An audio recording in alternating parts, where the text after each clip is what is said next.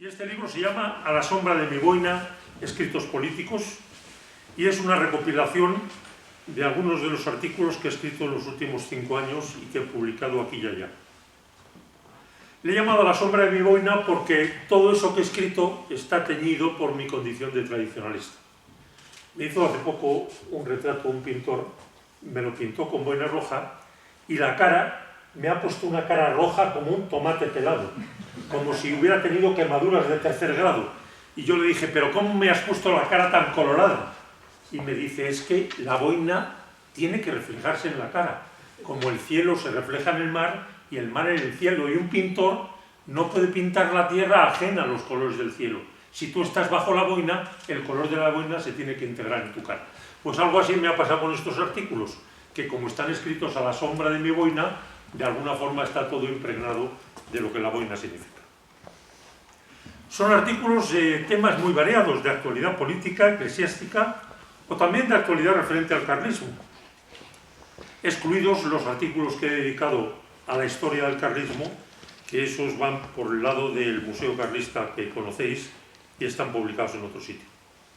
Lo que sí he procurado es que estos artículos que están escritos al hilo de la actualidad tengan un cierto valor permanente. Yo recuerdo hace muchísimos años una conferencia de Paco Pepe Fernández de la Cigoña que se llamaba en Ciudad Católica Actualidad y Vigencia, y separaba los temas de actualidad de los que tenían una vigencia perdurable y permanente. He procurado coger algunos artículos de valor permanente y de una diversidad de temas grandes.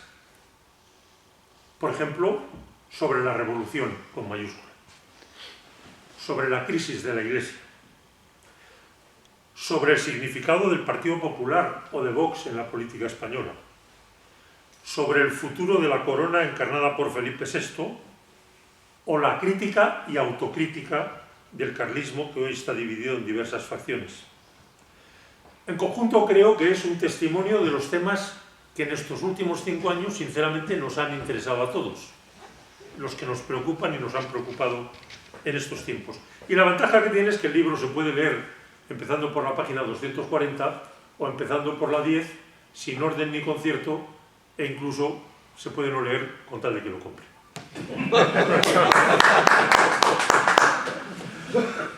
He empezado por el tema de la revolución. Claro, alguna gente se cree que la revolución es la algarada, es el desorden de orden público. Entonces no entienden nada de lo que aquí me quiero referir cuando hablo de la revolución. Por eso hablo de la revolución con mayúscula. Y la revolución con mayúscula es el tema central de nuestro tiempo y es el tema central del carlismo. Es un tema tan antiguo como la rebelión de Luzbel, non Serbian.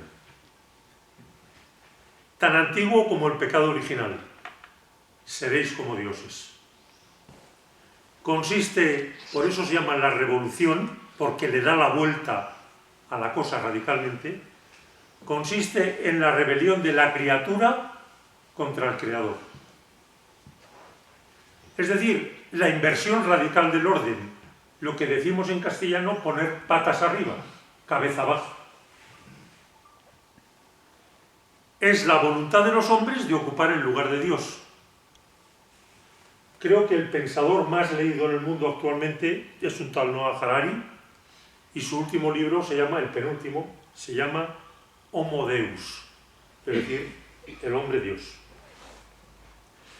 La revolución consiste en el rechazo del orden querido por Dios, es decir, en el rechazo, lo que tú decías a tus alumnos, de la realidad, en el rechazo de la naturaleza de las cosas, en el rechazo del orden moral objetivo y externo que nos viene dado, en el rechazo del derecho natural, no en la discusión sobre su contenido, sino en el rechazo mismo a que pueda existir una cosa que se llame el derecho natural.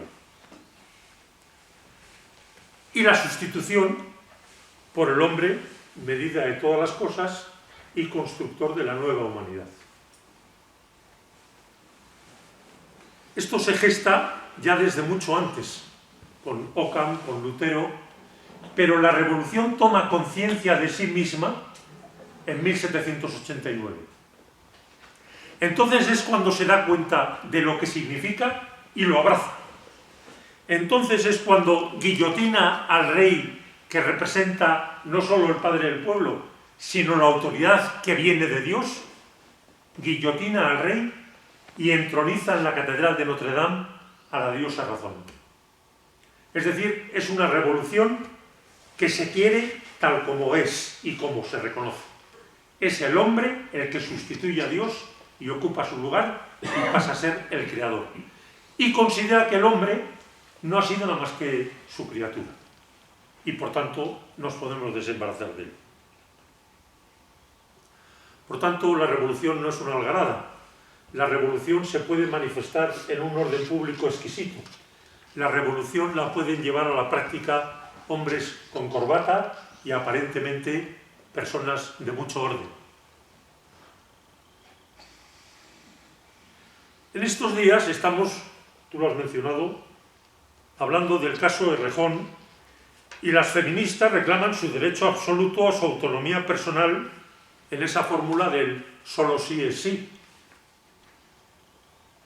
Pero ¿puede una mujer que reivindica su derecho absoluto al aborto y hacer con su cuerpo lo que quiera, avasallando el derecho a la vida de un ser indefenso que lleva en su seno, puede reclamar no ser acosada sexualmente por un salido que también ha decidido hacer con su cuerpo lo que le da la gana sin considerar el derecho de la mujer a su dignidad o integridad física y moral?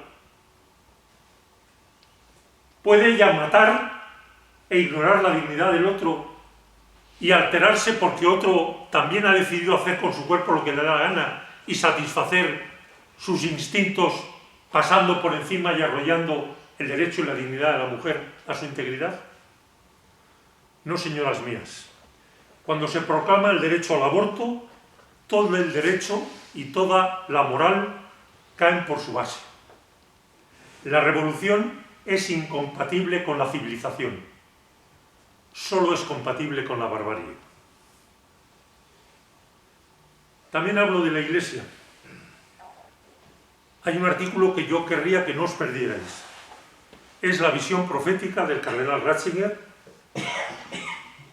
todavía en el siglo XX, sobre el futuro de la Iglesia. Dice Ratzinger: la Iglesia de mañana será pequeña y en gran medida tendrá que comenzar desde el principio. Ya no podrá llenar muchos edificios construidos en tiempos de esplendor. Junto con el número de fieles, perderán muchos de sus privilegios en la sociedad. Se presentará sobre todo como una comunidad a la cual se ingresa solo por una decisión voluntaria. Será una iglesia de una espiritualidad más profunda, pero de esta iglesia más espiritual y sencilla brotará una gran fuerza, porque los hombres de un mundo completamente planificado padecerán de una soledad indecible. Cuando Dios desaparezca de sus vidas, experimentarán su total y terrible pobreza. Así pues, descubrirán la pequeña comunidad de creyentes como algo completamente nuevo, como una esperanza, como una respuesta que en lo oculto siempre estaban buscando. Pero no os engañemos, junto a ello sabía que la persecución formaría también parte del futuro de la Iglesia. Y la causa será la misma que originó las persecuciones en los primeros siglos. Dice un tratadista que ha estudiado las persecuciones en el mundo romano: ¿por qué persiguieron a los cristianos? ¿Por qué mataban en el circo a los católicos? ¿Qué daño hacían al imperio? Concluye diciendo: la vida austera y retraída de los cristianos era sentida por muchos como un reproche insoportable. Como escribió Tertuliano, en cuanto la verdad con mayúscula entró en el mundo, con su sola presencia levantó el odio y la hostilidad. La doctrina y la moral cristiana serán simplemente consideradas inaceptables por vulnerar los nuevos derechos. Ayer le preguntaban a Kamala Harris que si ella estaría dispuesta a aceptar en Estados Unidos que algunos hospitales privados o algunos medios de comunicación o algunas compañías de seguros de salud dijeran que en ese hospital no abortarían, en esa compañía de seguro privado de salud no se financiarían intervenciones de interrupción de la vida.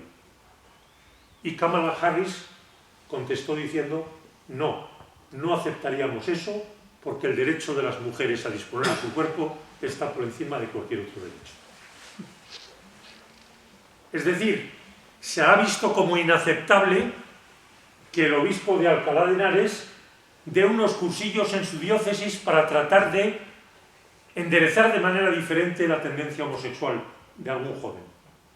O será completamente inaceptable que algunas personas en las clínicas abortistas vayan a tratar de hacerle recapacitar a esas mujeres que entran a abortar sobre lo que el aborto significa.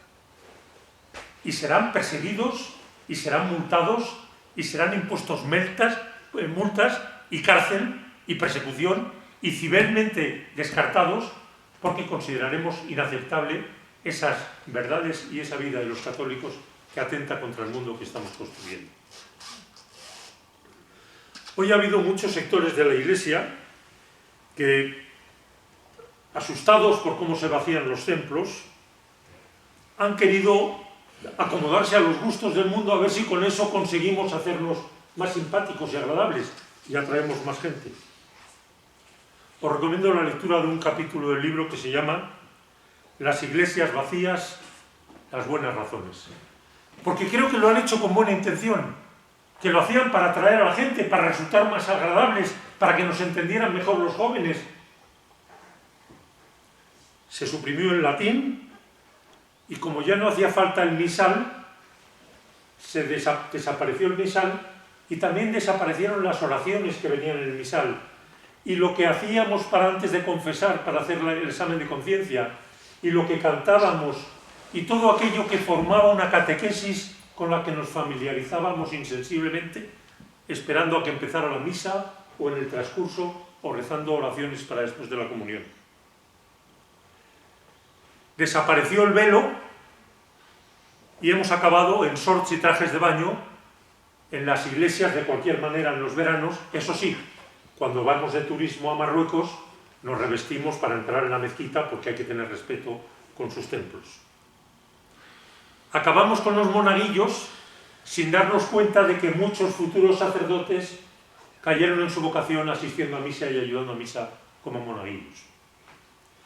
Acabamos con la música sacra y desapareció la distinción de lo sacro y de lo profano cuando estábamos en un espacio sagrado en una iglesia y cuando estábamos en un pub tomando copas y oyendo a Bob Dylan. Desaparecieron las imágenes de los templos y disminuyó el fervor. Se escondió el sagrario y se resintió el sentido de la presencia real. Se sustituyeron las velas por plantas y no distinguimos los templos de los lobbies de los hoteles. Se cambió la orientación del sacerdote celebrando la misa y pasamos del culto a Dios a la asamblea. A mí me llamó siempre muchísimo la atención una observación de Félix Rodríguez de la Fuente. Dice, aplicamos pesticidas para que no crecieran malas hierbas y nos cargamos los conejos y los halcones.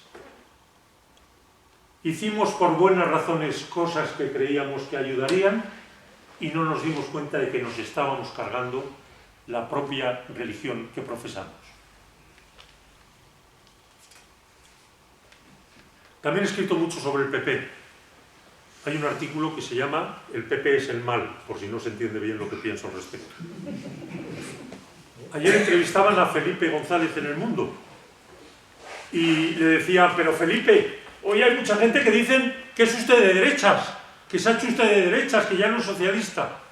Y Felipe González decía, yo sigo pensando exactamente lo mismo que pensaba en 1982. ¿Y sabéis por qué? Porque los que han cambiado no es Felipe González. El que ha cambiado es el PP.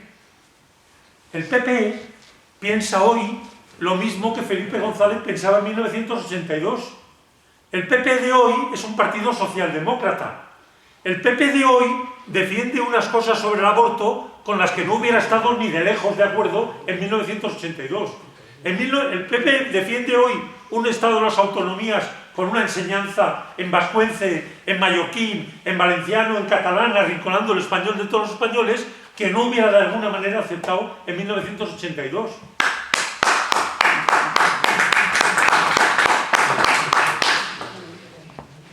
¿Y sabéis lo que pasa? Pues lo que pasa es que en los años 60, un autor americano que se llama Everett Rogers escribió un libro muy famoso que se llamaba Diffusion of Innovation y se dedicó a estudiar cómo en las sociedades se difunde la innovación. Es decir, en cualquier terreno. Por ejemplo, irrumpe el bikini. Cómo el bikini va siendo aceptado progresivamente hasta el punto de que hoy cualquier playa española, 99,9% de las mujeres tienen bikini. O cómo se introduce el móvil. Un buen día llega el móvil, que es una cosa que no conocíamos, cómo lo vamos adoptando y cuáles son las pautas. Es decir, cualquier idea nueva, tanto idea como innovación material, adelanto técnico como del tipo que sea, ¿cuál es el mecanismo por que se difunde en la sociedad? ¿Cuál es el ritmo de adopción? ¿Por qué vericuetos se extiende esa novedad? Libro interesantísimo para los que nos dedicábamos al marketing y tal, interesantísimo. Tú lanzas un nuevo producto, ¿cuáles son las claves para que ese nuevo producto penetre y se vaya adoptando por los presuntos usuarios? Pues mirad, lo que decía es que la novedad es adoptada por un grupo minoritario pequeño que él llamaba los early adopters, es decir, los adoptadores tempranos. Son esos tíos que basta que salga un cacharrito nuevo para que al día siguiente se lo compran. Yo tengo un hermano que es un early adopter y la paga siempre porque se compró el primer grabador de vídeo cuando había que llevar una maleta de 16 kilos detrás colgando del cuello para grabar con aquella cámara. Luego, lo que tardamos más tiempo, nos lo compramos cuando ya era una cámara así pequeñita y ya no necesitaban cargar con la batería. O sea, el early adopter, claro, es un pionero, es un adoptador temprano. Después viene lo que se llama la early majority, es decir, una parte del grupo que es más tendente a adoptar pronto las novedades. Después viene lo que se llama la late majority, que es una mayoría pero que es un poco más perezosa a la hora de adoptar las novedades. Hay algunos pues, que todavía están ahora empezando a querer saber lo que es el ChatGPT. Y sin embargo, mi hijo, que es un early adopter, pues al día siguiente ya estaba usando el ChatGPT. Y después hay un último grupo que llama este autor de laggards, es decir, los rezagados, el farolillo rojo, los farolillos rojos, que son los que años después ya por fin se han comprado ellos también un móvil, o por fin ya ellos también se han enterado de la novedad. Bueno, pues, sinceramente, el PP no es nada más que el farolillo rojo del PSOE. Es decir, no son nada más que los rezagados que tardan 10 años en comprar las mismas ideas que 10 años compraron los progresistas. Y hacen muy bien en ese contexto en llamarse progresistas, porque efectivamente van por delante de los que van rezagados. Y entiendo que se burlen de ellos. Y entiendo, y esa es la clave, que tengan superioridad moral respecto a los otros, porque los consideran los torpes de la clase. Tú no te enteras, yo soy el que voy descubriendo los nuevos derechos. Tú tardarás un tiempo en enterarte que estos son nuevos derechos y en adoptarlos. Yo, que soy progresista, te voy diciendo a ti la pinta que tiene el futuro, porque voy por delante. Claro, tú tienes que tener complejo porque efectivamente vas por detrás y eres el farolillo rojo y el torpe. Pero van en la misma dirección. Por eso es una falsedad absoluta que haya un antagonismo de por una parte el Partido Socialista y por otra parte el PP. No, no hay un antagonismo. Es un tren que va en la misma dirección y cuando llega al túnel hay unos vagones que van por delante, que entran antes en el túnel, que los otros que vienen más rezagados. Pero el tren va en la misma dirección. El antagonismo es entre la revolución y la contrarrevolución. Entre la revolución que pretende un orden creado por Dios que se nos da y que nos viene dado, que tenemos que acoger y tenemos que respetar, cuyo sentido tenemos que descubrir, y por otra parte, un mundo creado por el hombre a su imagen y semejanza, demiurgo, creador del progreso, definidor de la nueva humanidad, tarea de ingeniería social en la que están empeñados nuestros gobernantes, los señores de las grandes fundaciones internacionales, el globalismo, etcétera, etcétera.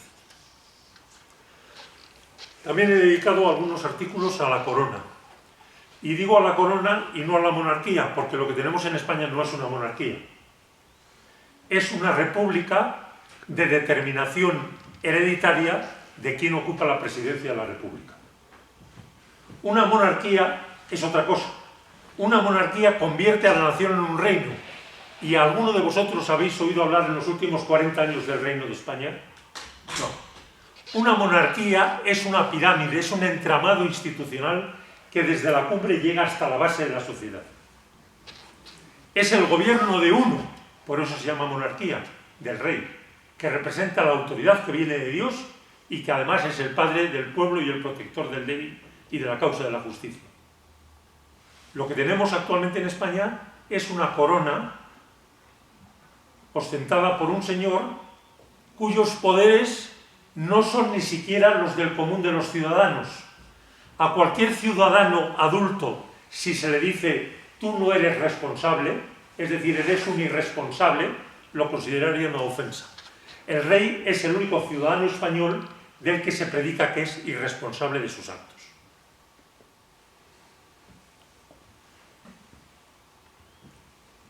Yo defiendo que la corona, la monarquía no la tenemos, la corona está llamada a desaparecer.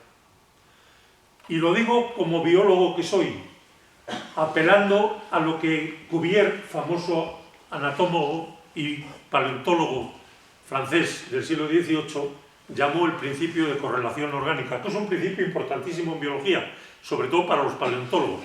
¿No os llama la atención que a veces encuentran un diente o un cachito de tibia y del cachito de tibia reproducen el dinosaurio entero?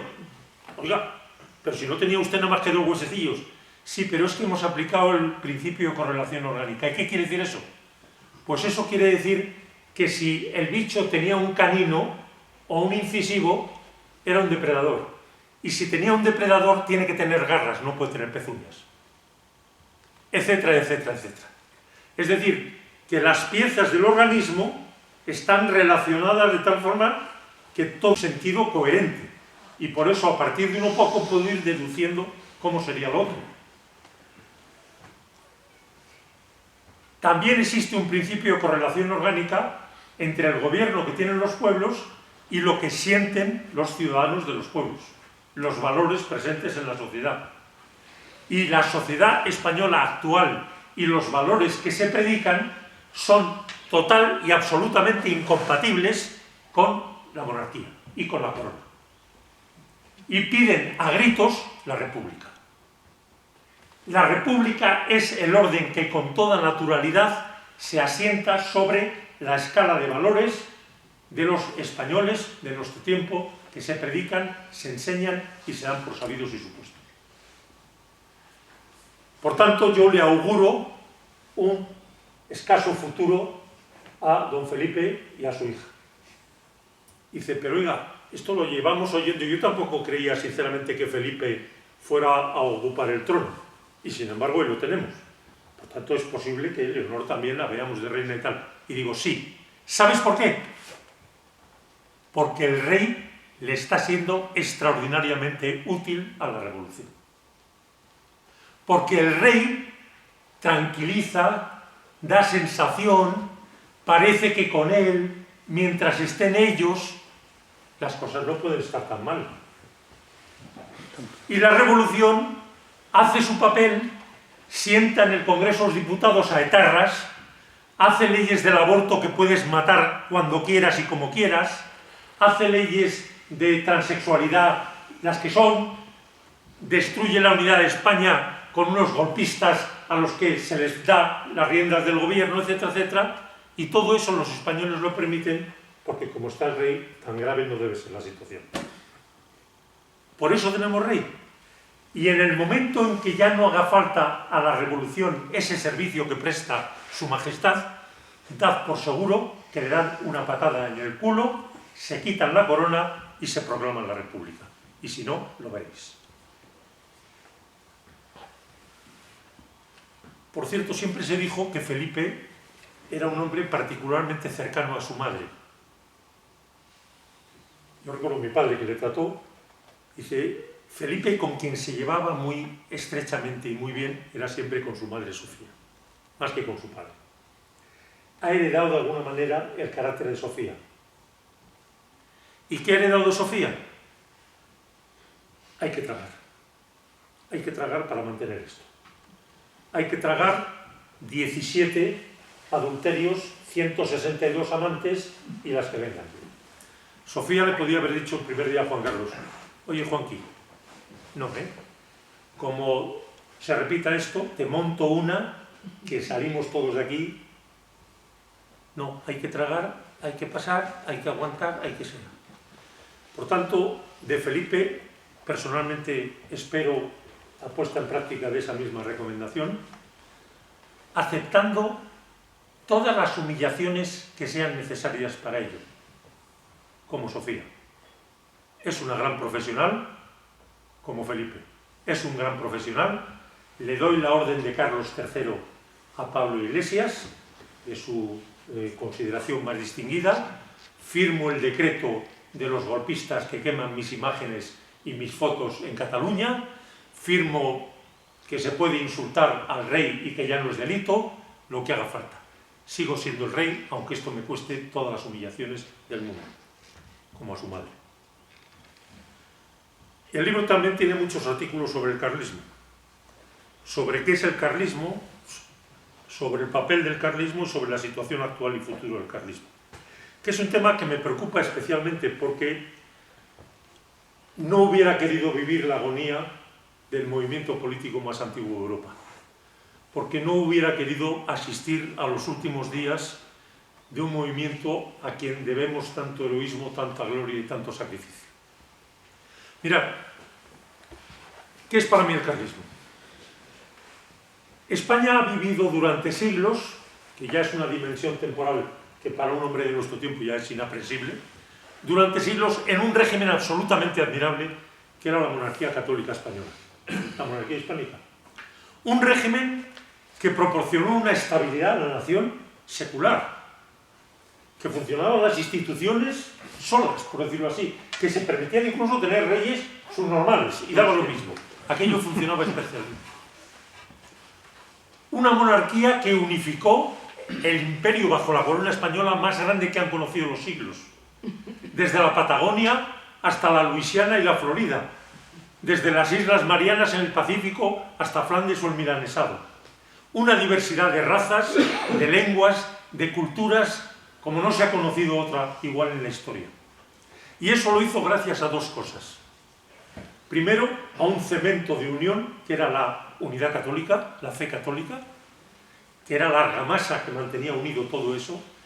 Y segundo, gracias a un principio de autarquía de los cuerpos sociales, que resumimos en esa palabra de fueros, y que lo que quiere es decir que las sociedades intermedias, los municipios, las regiones, los gremios, las universidades, las cofradías, etc., gozaban de una libertad en el terreno propio de actuación, que era perfectamente compatible con la unidad. Bueno, pues todo eso se vio brusquísimamente sacudido un día, en 1789, por unos acontecimientos que tenían lugar en la nación vecina, que horrorizaron a los españoles. Se sintieron amenazados en su propia supervivencia. Los españoles que éramos católicos, por 7 siglos de reconquista, la evangelización de América, las luchas de religión, lo llevábamos en los tuétanos, de repente vemos que en la nación de al lado queman las iglesias, persiguen a los curas, entronizan a la diosa razón en el lugar de Dios en la catedral, y los españoles nos pusimos así contra eso. Tuvimos, ¿sabéis qué? Porque soy biólogo, una reacción inmunológica. Rechazo de lo no propio que se considera una amenaza para la propia supervivencia. Una reacción inmunológica. En el subsuelo de la cristiandad se produjo una fractura, una ruptura. Vosotros conocéis también la teoría de las placas tectónicas, ¿verdad? Y sabéis que allí donde chocan dos placas tectónicas se produce una zona orogénica, una zona sísmica. Y ahí tenemos cada X años volcanes, terremotos, etcétera, etcétera. En España se produce con la Revolución una fractura en el subsuelo de la nación. Y desde entonces vivimos en una zona sísmica que ha producido 7 guerras en un siglo y medio. 1793 le declaramos la guerra, la del Rosellón y el Pirineo, a la Revolución Francesa. 1808, la guerra a los invasores napoleónicos. 1820, la guerra del trienio realista contra el trienio liberal. 1827, la sublevación de los malcontents en Cataluña. 1833, Primera Guerra Carlista. 1846, Segunda Guerra Carlista. 1872, Tercera Guerra Carlista. 1936, Cuarta Guerra. Todas esas guerras, yo sabéis cómo le llamaría, la otra guerra de los 100 años, porque es solo una guerra. Es solo una guerra. Tiene toda la misma causa. Dice, oiga, pero el problema sucesorio, mire usted, el problema sucesorio es anecdótico, con problemas sucesorios y sin problemas sucesorios. Se hubiera producido la Primera Guerra Carlista. Hombre, ¿crees, Javier, catedrático de Historia, que la Primera Guerra Mundial se produjo por el archiduque Fernando, por el atentado contra el archiduque Fernando? Hombre, eso fue la chispa, eso fue el desencadenante, pero la guerra esa tiene otras causas. La guerra carlista se hubiera producido igual con y sin problemas sucesorios. Tenía otras causas, y la causa ¿cuál es? Ese choque de la esencia de la tradición católica española contra el régimen de la Revolución. Y eso ha durado 150 años. ¿Sabéis qué? Ha durado 150 años no solamente porque fuéramos una nación muy católica, sino también porque hubo un hecho providencial, y es que una parte de la familia real española se sintió usurpada del derecho al trono y unió la reivindicación al trono a la reivindicación de la continuidad histórica de la nación. Y levantó la bandera, y esa bandera ha servido, enarbolada al aire, ha servido para nuclear y como referente para los españoles que se identificaban con eso. El carlismo no nace en 1833. A partir de 1833, la causa de la tradición española, la causa de la España católica, pasa a llamarse carlista porque hay un rey y luego una familia real que se llaman Carlos. Pero esa causa viene de mucho antes y continúa incluso, aunque ya no haya pretendientes de la legitimidad carlista. La guerra de 1936 es la Cuarta Guerra Carlista, o la guerra de 1793 contra la República Francesa es la Primera Guerra Carlista, como queráis. Solamente hay una resistencia de la tradición española contra la Revolución, y esa es la que perdura hasta nuestros días, donde todavía nosotros somos representantes de esa misma resistencia. Por eso yo he escrito un artículo que está en este libro que vais a comprar luego, que se llama El carlismo de los buenos españoles, porque todos los buenos españoles, los que van a arrestar a Rosario Ferraz, o los que protestan contra Sánchez, o los que defienden la tauromaquia, o los que salen con los tractores a defender el campo, etc., todos buenos españoles son carlistas, o si no, los carlistas no sabemos lo que somos. Porque el carlismo no es un club elitista de minorías que piden pedigrí a la entrada para ver si tienes la pureza de sangre que se requiere. Si es eso, el carlismo no es nada.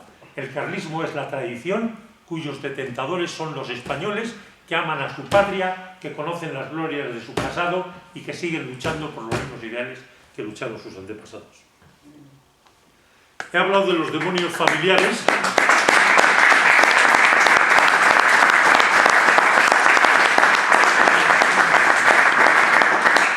He hablado de los demonios familiares y me he referido a las tentaciones a las que el carlismo está sucumbiendo, la tentación de esa minoría elitista, de un nuevo fariseísmo integrista que rompe las cabezas en vez de atraer, en vez de tomar la posición desde donde se encuentra el otro y tratar de acercarle a la verdad, y también los que en un momento determinado perdieron el norte y dijeron carlismo es igual a socialismo, autogestión, federalismo, y se metieron en la Junta Democrática.